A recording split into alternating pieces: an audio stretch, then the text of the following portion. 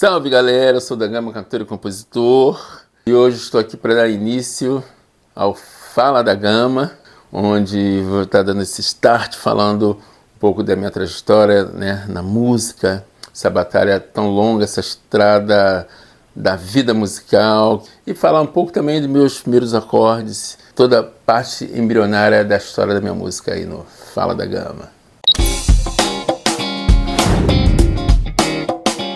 O início da minha história musical começa, na verdade, com o seu Joaquim Gama, que foi o meu pai, né, que já está em outro plano, tanto ele quanto minha mãe.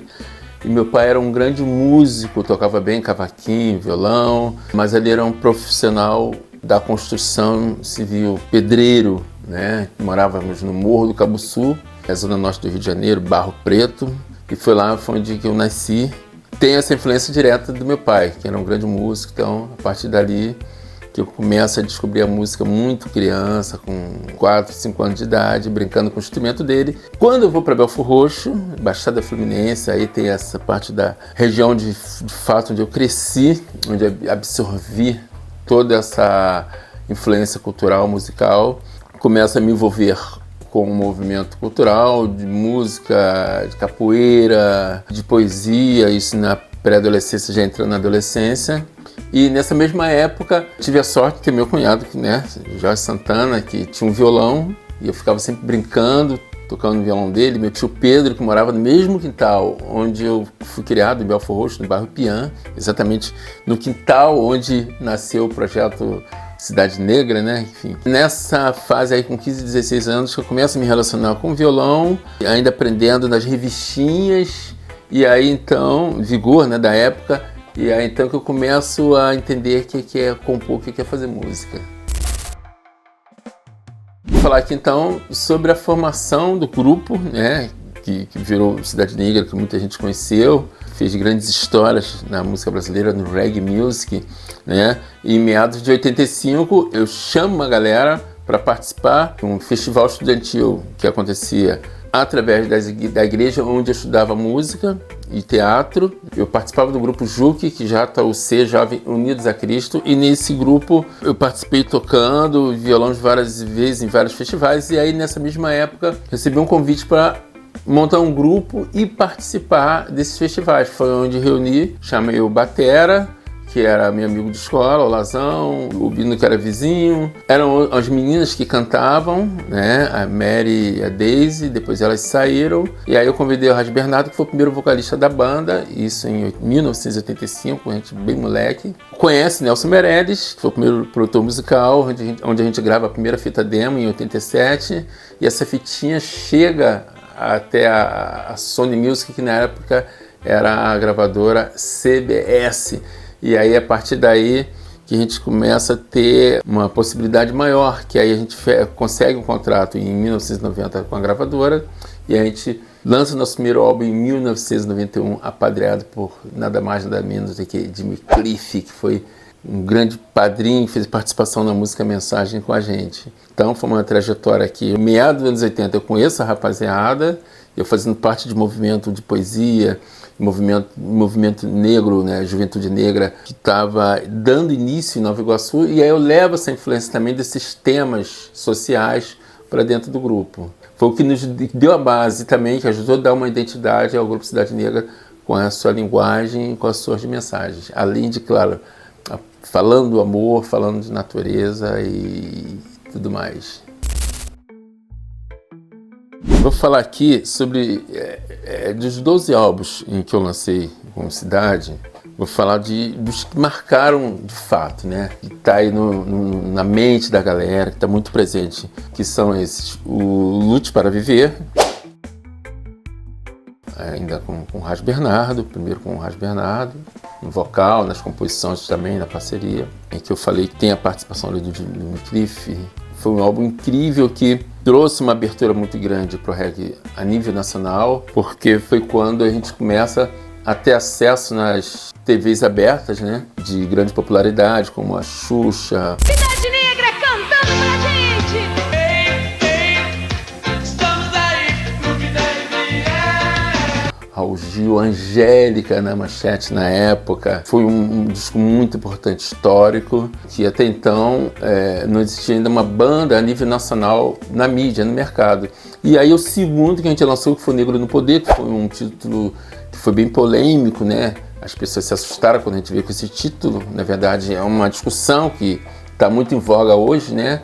Essa questão de poder para os negros no sentido não só político, mas de trabalho, de educação, né? E a gente estava abrangendo todas essas discussões na época, assim, em 1992. Então, o Negro no Poder era nesse sentido de equidade sobre vários aspectos da estrutura da nossa sociedade. Essa foi a ideia, a minha fala sobre isso, que sempre teve muito presente, né? Desde aquela época da cidade, como até hoje no meu dia a dia. Veio o terceiro álbum, que foi Sobre Todas as Forças, já com o Tony,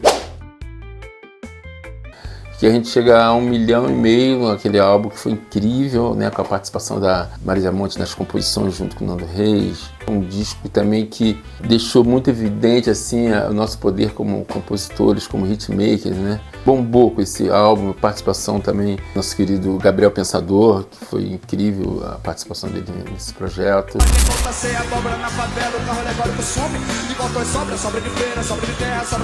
Depois o Quanto Mais Curtido Melhor, umas canções um pouco mais, vamos dizer assim, um pouco mais suaves, mas também ali endossando a força que os outros álbuns trouxeram, né? Esses três os quais eu falei. E aí depois veio o Herê, também com a participação nas composições junto com o Bernardo Vilhena, que foi incrível. Um álbum em que a gente estava homenageando nossos filhos que estavam nascendo, né? Exatamente em 1994, vindo aí Nandiala, depois veio o Ébano, a Vitória, que é a filha do Tony, as filhas do Bino, tudo meio que naquela mesma época. O Lazão já era pai, a filha dele já era pré-adolescente na época. O Herê foi um álbum assim, que a gente presta essa homenagem a nós, não só aos nossos filhos, mas com todas as crianças. E a expressão Herê, que no candomblé quer dizer criança. Foram álbuns incríveis. E o Perto de Deus, que foi também sensacional. Um marco assim para nossa história. E os outros foram muito regravações, como o próprio Acústico MTV, que foi já das regravações de várias músicas, quais eu falei aqui desses álbuns passados. Aí veio outro Dubs e Hits, né? E alguns que a gente lançou, mas que não teve grande expressão a nível nacional. Então esses que eu falei realmente marcaram de fato a nossa história, que a gente fincou a bandeira do reggae nacional aí no Brasil e por aí afora, pelo mundo afora. Sobre os festivais que me marcaram bastante, festivais dos quais eu passei, a banda passou e que foram muito marcantes. O primeiro que eu não posso deixar de mencionar, de falar que foi muito importante para a nossa história, foi o Coração Rastafari, produzido por quem liderou esse movimento, foi o Dom Luiz Rasta, um grande guerreiro do reggae nacional, que hoje produz seu festival no Sana Reggae Festival. Estou falando de 1988, mais ou menos, 1989, se não me falha a memória. Coração Rastafari foi um festival incrível que foi realizado. Foi um movimento de várias bandas de reggae no Rio de Janeiro e a gente realiza esse evento no Circo Voador. Circo Voador é o palco referência para música pop, não só carioca, mas para música pop brasileira, né? E depois do Coração Rastafari, aí a gente já participa de o Sunsplash, que foi em 1991, na Jamaica, com o Ras Bernardo, participando ainda na voz, no vocal com a gente. É o maior festival de reggae do mundo, né? E o Sunsplash é a meca do reggae, é na Jamaica. Marcou muito pra gente, assim, a gente que saiu do Brasil, do Rio de Janeiro, e de repente, quando a gente pisa naquele palco, a gente é visto com muita desconfiança pelos jamaicanos. Mas depois da segunda e terceira música, a gente já vê a galera curtindo nosso swing, nosso reggae carioca, brazuca, e isso nos deu uma alegria muito grande que posteriormente a gente volta. E foi muito legal que na minha chegada à Jamaica, Muta Baruga, que é um grande poeta e que era o mestre de cerimônia desse evento na época, me perguntou como andava Djavan, Jorge Ben. Para mim foi uma grande surpresa, né? Na Jamaica, os caras querendo saber sobre Djavan, sobre Jorge Ben, foi incrível. E depois eu fui entender que a produção musical do Benjor, principalmente, tem muito a ver com a produção do reggae da Jamaica, a estrutura musical, a poesia, os assuntos dos quais o Benjor já vinha falando ali nos anos 70, tinha tudo a ver com o que os caras já estavam movimentando na Jamaica, né? A parte de produção de efeitos musicais, a câmara de eco que o Benjor já usava na voz, né? Uma onda meio lisérgica, meio que Pink Floydiana, vamos dizer assim.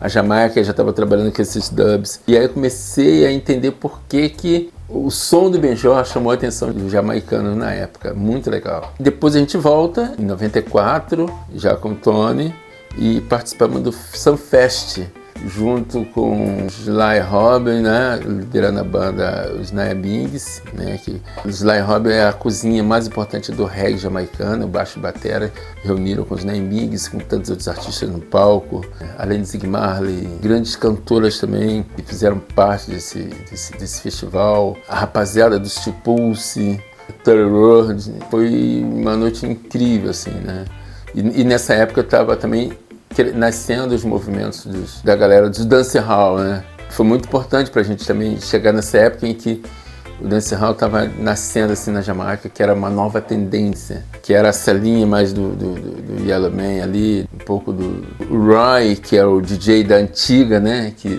trazia essa coisa do toast, do falado pro reggae. Então foi uma experiência muito legal pra gente ter participado do Sunfest, que se tornou uma nova versão, vamos dizer, do reggae Sunsplash, né?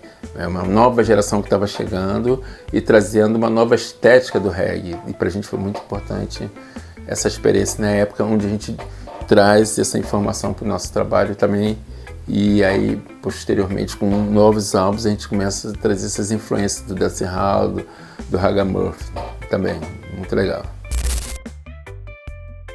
Então, galera, falando aqui um pouco sobre a minha trajetória solo, a partir de 2009, quando eu lanço meu primeiro álbum, o Violas e Canções.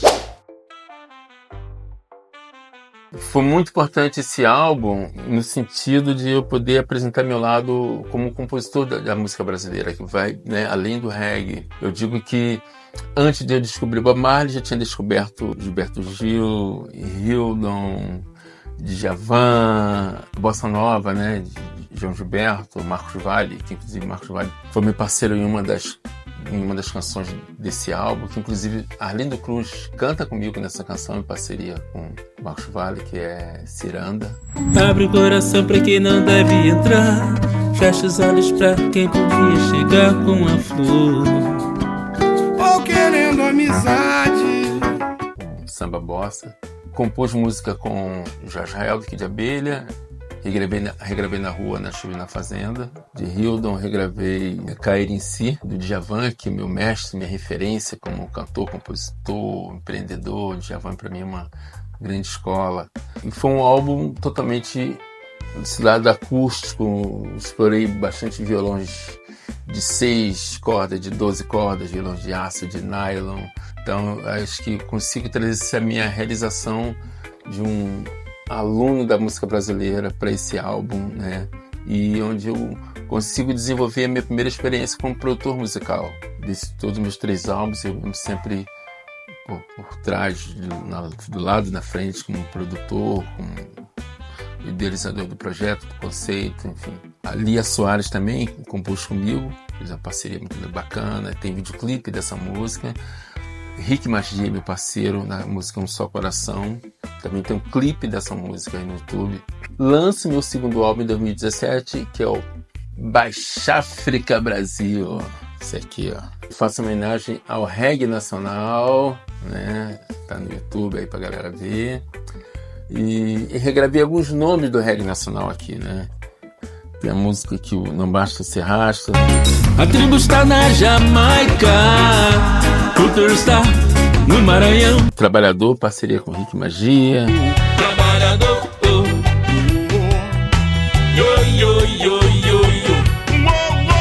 Estamos em Guerra, da banda Reggae Style, que é a primeira banda de reggae daqui de São Paulo. Estamos em guerra contra todos aqueles que negam união. Apartheid Não, que é uma parceria minha com Dida Nascimento, meu grande guerreiro de Belfort Roxo, Barra Pian, diretor do Centro Cultural Donana. né? Compositor e também fundador da banda Negril, KMD5, que depois virou Negril. A galera tem história aí. Somos milhões, entre o mundo eu sei. A vida somos nós, apartheid não. Falar a verdade, porque como é um projeto que passa homenagem à reggae nacional, eu não podia deixar de regravar a fase do Cidade, que foi Falar a Verdade, que eu fiz um clipe na Baixada Santista, na ilha de Guaraú, né? Direção do clipe Luiz Batista. Hey, hey, estamos aí pro que deve vir. Coisas Belas da Vida, inclusive, também é uma canção minha. Se você pensa em transformar, olhe para dentro de si. A canção Não Pare, minha, do Rick Magia. My Number One, minha número 1, de Gregory Isaac, que eu fiz uma versão junto com meu querido Alexandre Lima, que já partiu, nos deixou no ano retrasado. Vem Nega, composição linda, maravilhosa do meu querido Vel Rangel, meu rei da composição dos Oeste do Rio de Janeiro, grande. Se acontecer de a gente nunca mais poder se olhar, distância é difícil encarar, mas eu não queria suportar. Não, não, não, não. Reggae Flores pra vocês, mulheres, é isso aí. A razão por que dessa canção é feita só pra você. Isso aí da banda Punho Forte, essa grande canção histórica em homenagem às mulheres. Em Retratos da Vida, parceria com o Sérgio Miriti, que inclusive lancei um clipe recentemente. Retratos da vida, pedaços de vida vivida. Tanta Ladeira, de Marcelo Santana, que é de Recife, Alto José do Pinho. Também tem a canção desse cara aqui. É tanta ladeira, é tanta ladeira. Temos aqui também a canção Frisson. Meu coração pulou, você chegou, me deixou assim, com os pés fora do chão. Pensei que bom, parece enfim, acordei. Faltava mesmo chegar você, assim, sem me avisar. Uma canção do nosso querido Tunai, Sérgio Natureza, Tunai que nos deixou e que me presenteou essa canção e deu tempo de ele ver a versão, ficou muito apaixonado com a versão reggae, que até então não existia uma versão reggae dessa canção, esse clássico do Frisson. O Firmamento, que também é uma versão que eu fiz, também que não deixa de prestar homenagem ao Cidade, de um novo Cidade, de uma nova formação ali com o Tony. O que é que eu vou fazer agora se o teu sol não brilhar por mim? No céu estrela multicolorida existe uma que eu não colori. Baixar África Brasil, para vocês conferirem. E agora, recentemente, lança o terceiro, Sinal de Paz. Esse álbum aqui que traduz o seguinte, assim, galera, estamos num momento de muitas violências, de muitas intolerâncias, né? E, então acho que a gente tem que propor um sinal de paz aí pra galera, um sinal de boas amizades e nada mais, nada menos do que a gente usar a música, usar a composição, usar a arte, usar, vamos dizer assim, o nosso poder de influência, né, coletiva para espalhar coisas boas. E esse álbum traz essas mensagens bem necessárias, vamos dizer assim, para nossas vidas, né? Que é falando de paz e de amor, né? Então, Sinal de Paz, esse aí, meu terceiro álbum, que foi lançado agora, final de novembro de 2024, e que tem participações belíssimas aqui da rapaziada do Mascavo, tem o Evandro Mesquita, tem Mamubá, senegalês incrível, fundador da banda Bina Choque, do Ribeiro, aqui comigo, né? E Samambaia e Franja, da banda Planta e Raiz, Nê e Sander Frois, da banda Shima Roots, né? E Mascavo, como eu falei, que é a Marceleza e o Prata. E tem aqui também no meu querido Paulo Dionísio, da banda Produto Nacional, de Porto Alegre, queridão, meu irmão. E minha filhinha Júlia Gama, para vocês verem aqui no cantinho, estreando aqui, né, no meio desses monstros do reggae nacional, esse álbum Sinal de Paz. Já lancei 2 videoclipes desse álbum. O primeiro foi Reggae do Avião, com a parceria minha com Evandro Mesquita. Senhoras e senhores passageiros, hoje não serviremos de lanchinho. Quem quiser, traga de casa na próxima viagem. Meu amor, tô aqui nesse avião, aperto o cinto e sinto a sua mão. Conferem lá, tá, galera? Tá no YouTube, o clipe, a música em todas as plataformas. E o segundo que eu lancei foi Quando o Sol Nascer, com a participação dessa rapaziada do Mascavo no clipe, e que são autores dessa canção, que me presentearam aí com o maior carinho, trazendo esse fortalecimento do reggae nacional aí, e fortalecendo meu projeto, esse meu terceiro álbum, Sinal de Paz. Quando o sol nascer, quando eu crescer, só quero descobrir o que será de nós.